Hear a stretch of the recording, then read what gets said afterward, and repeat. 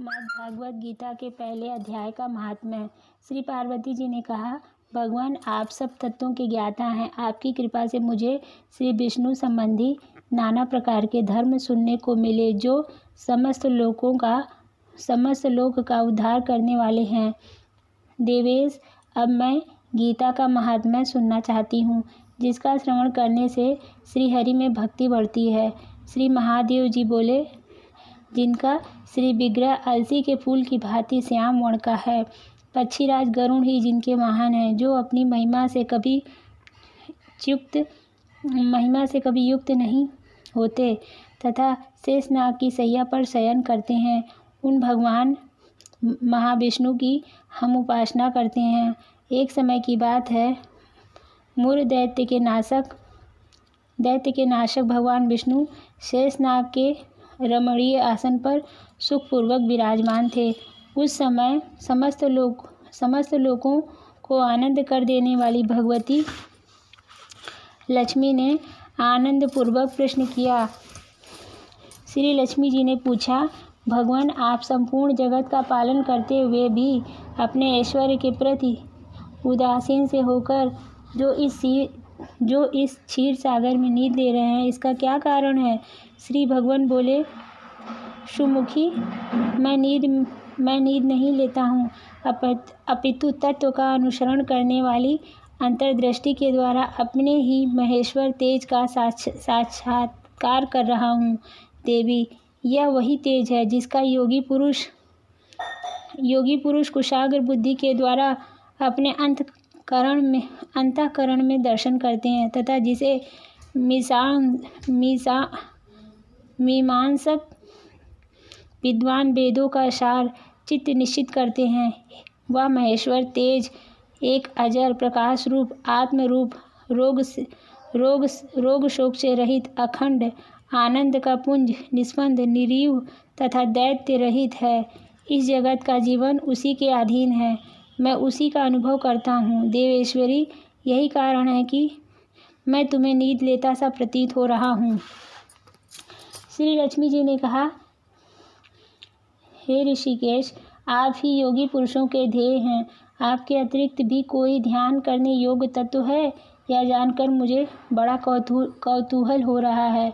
इस चराचर जगत की सृष्टि और संहार करने वाले स्वयं आप ही हैं। आप सर्वसमर्थ हैं। इस प्रकार की स्थिति में होकर भी आप यदि उस परम तत्व से भिन्न है तो मुझे उसका बोध कराइए। श्री भगवान बोले, प्रिय, आत्मा का स्वरूप द्वैत्व और अद्वैत्व से पृथक, भाव और अभाव से मुक्त तथा आदि और अंत से रहित है। शुद्ध ज्ञान के प्रकाश से उपलब्ध होने वाला तथा परमानंद स्वरूप होने के कारण एकमात्र सुंदर है। वही मेरा ईश्वरीय रूप है। आत्मा का एक तत्व ही सबके द्वारा जानने योग्य है। गीता शास्त्र में इसी का प्रतिपादन हुआ है। अमित तेजस्वी भगवान विष्णु के ये वचन सुनकर लक्ष्मी देवी ने शंका उपस्थित करते हुए कहा, भगवान, यदि आपका स्वरूप स्वयं परमानंदमय है और मन, वाणी और पहुँच के बाहर है, तो गीता कैसे उसका बोध कराती है? मेरे इस संदेह का आप निवारण कीजिए। श्री भगवान बोले, सुंदरी सुनो, मैं गीता में अपनी स्थिति का वर्णन करता हूँ। क्रमशः 5 अध्यायों को तुम 5 मुख जानो, 10 अध्यायों को तुम 10 भुजाएं समझो और 1 अध्याय को उदर और 2 अध्यायों को दोनों चरण कमल जानो। इस प्रकार यह 18 अध्यायों की वांगमयी ईश्वरी मूर्ति ही समझनी चाहिए। यह ज्ञान मात्र से ही महान पातकों का नाश करने वाली है। जो उत्तम बुद्धि वाला पुरुष गीता के 1 या आधे अध्याय अथवा 1 आधे या चौथाई श्लोक का भी प्रतिदिन अभ्यास करता हुआ सुशर्मा के समान मुक्त हो जाता है। श्री लक्ष्मी बोली, देव, सुशर्मा कौन था, किस जाति का था और किस कारण से उसकी मुक्ति हुई? श्री भगवान बोले, प्रिय सुशर्मा बड़ी खोटी बुद्धि का मनुष्य था। पापियों का तो वह शिरोमणि था। उसका जन्म वैदिक ज्ञान से शून्य एवं क्रूरतापूर्ण कर्म करने वाले ब्राह्मणों के कुल में हुआ था। वह न ध्यान करता, न जप और न होम करता, न अतिथियों का सत्कार। वह लंपट होने के कारण सदा विषयों के सेवन में ही आसक्त रहता। हल जोतता, पत्ते बेचता, जीविका चलाता। उसे मदिरा पीने का व्यसन था। वह मांस भी खाया करता था। इस प्रकार उसने अपने जीवन का दीर्घ काल व्यतीत कर दिया। एक दिन मूढ़ बुद्धि सुशर्मा पत्ते लाने के लिए किसी ऋषि की वाटिका में घूम रहा था। इसी बीच में काल रूपधारी वाले काले सांप ने उसे डस लिया। सुशर्मा की मृत्यु हो गई। तदंतर वह अनेक नरकों में वहाँ की यातनाएं भोग कर मृत्यु लोक में लौट आया और वहाँ बोझ ढोने वाला बैल हुआ। उसी समय किसी पंगुने ने अपने जीवन को आराम से व्यतीत करने के लिए उसे खरीद लिया। बैल ने अपनी पीठ पर पंगु का भार ढोते हुए बड़े कष्ट से 7-8 वर्ष बिताए। एक दिन पंगु ने किसी ऊंचे स्थान पर बहुत देर तक बड़ी तेजी के साथ उस बैल को घुमाया। वह इससे थककर बड़े वेग से पृथ्वी पर गिरा और मूर्छित हो गया। उस समय वह कौतूहलवश आकृष्ट हो बहुत से लोग एकत्रित हो गए। उस जन समुदाय में से किसी एक पुण्य आत्मा व्यक्ति ने उस बैल का कल्याण करने के लिए उसे अपना पुण्य दान किया। तत्पश्चात कुछ दूसरे लोगों ने भी अपने अपने पुण्यों को याद करके उसी के लिए दान किया। उस भीड़ में एक वेश्या भी खड़ी थी।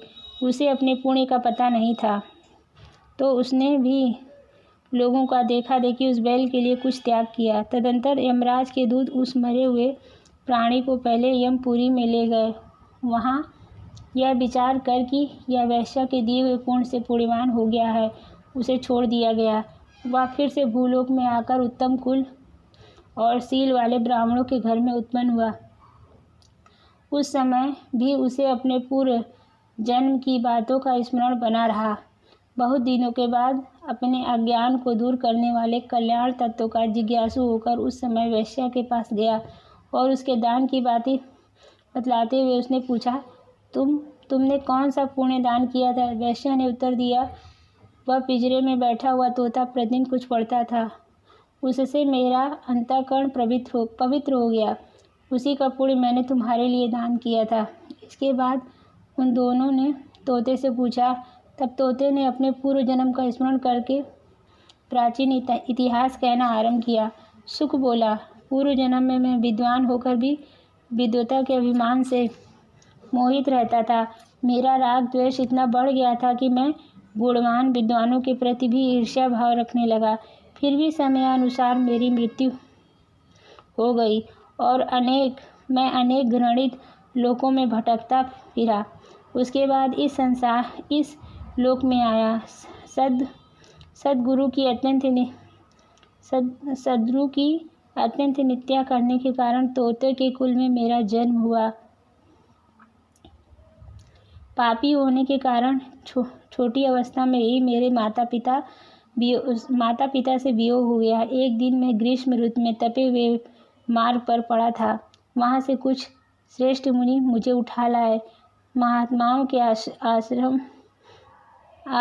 आश्रम के भीतर एक पिंजरे में उन्होंने मुझे डाल दिया। वहीं मुझे पढ़ाया गया। ऋषियों के बालक बड़े आदर के साथ गीता के प्रथम अध्याय की आवृत्ति करते थे। उन्हीं से सुनकर मैं बारंबार पाठ करने लगा।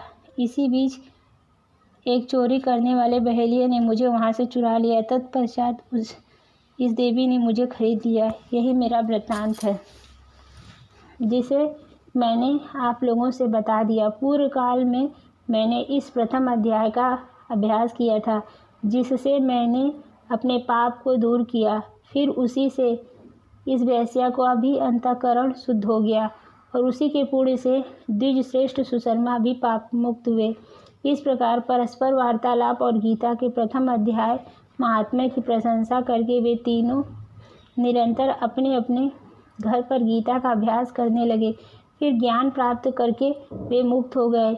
इसीलिए जो गीता के प्रथम अध्याय को पढ़ता है, सुनता है और अभ्यास करता है, उसे इस भवसागर से पार करने में कोई कठिनाई नहीं होती। जय श्री विष्णु।